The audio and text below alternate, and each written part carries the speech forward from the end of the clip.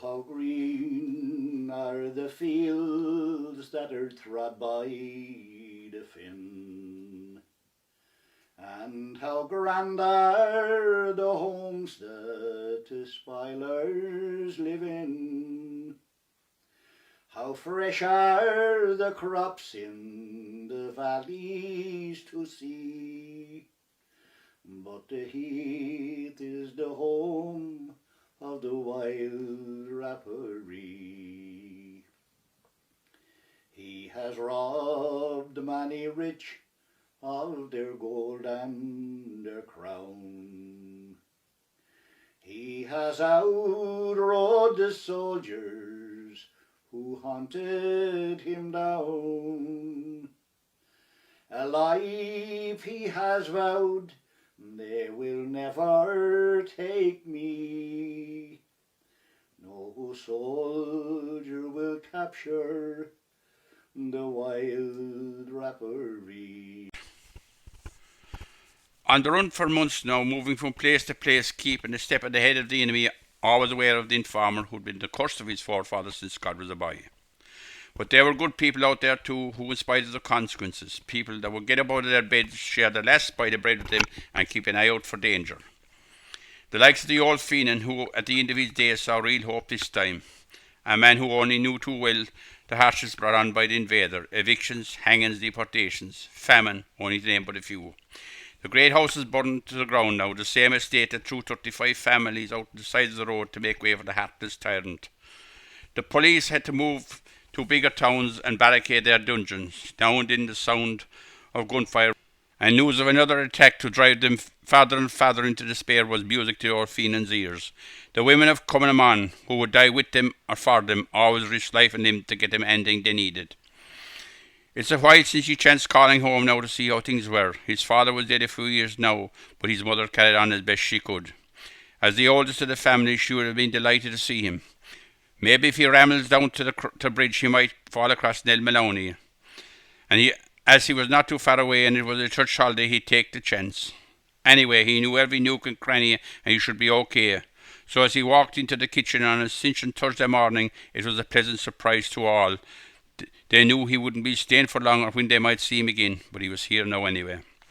After a while he rambled down to the bridge as he sat listening to the water of the Douglas babble its way from Mount Veerla bog to the Gailey River, unaware that the hills of freedom were in flame.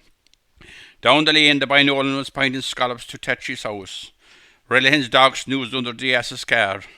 Over in Robert's bog, Mikey the Quake and his sister were in the high bank footing turf. My grandfather was standing at the corner of the bog gate and the rushy field, 3/4 of a mile away from the bridge. He heard the lorries passing, but he didn't take any particular notice. Over the road the lorries drew up at the bridge over the Douglas. There was nothing left for Jack to do now. Outgunned and outnumbered, only make for the bog. The same bog that only a few weeks before Condé made good his escape when Jack's Lyle comrades, Welsh, Lyons and Dawson, were butchered a few fields away. The bog that the gallant farmer Hayes crossed on his way to Bale to be put on a boat to America to miss his appointment with the hangman's noose after shooting John Waller Bradley, landlord's agents in Tipperary town in 1862. The same bog that when the chief of police horses and coach were stolen outside the barracks in the Stole, the sergeant was heard to say, if they're under the ground or over the ground, they're in Mount Veerla bog.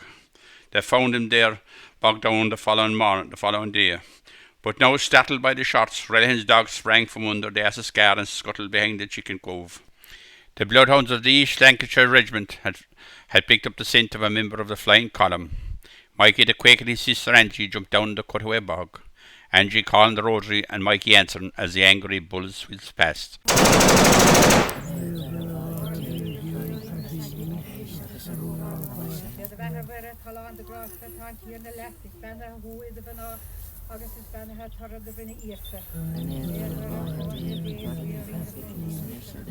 My grandfather saw the man run out the bog in a zigzag.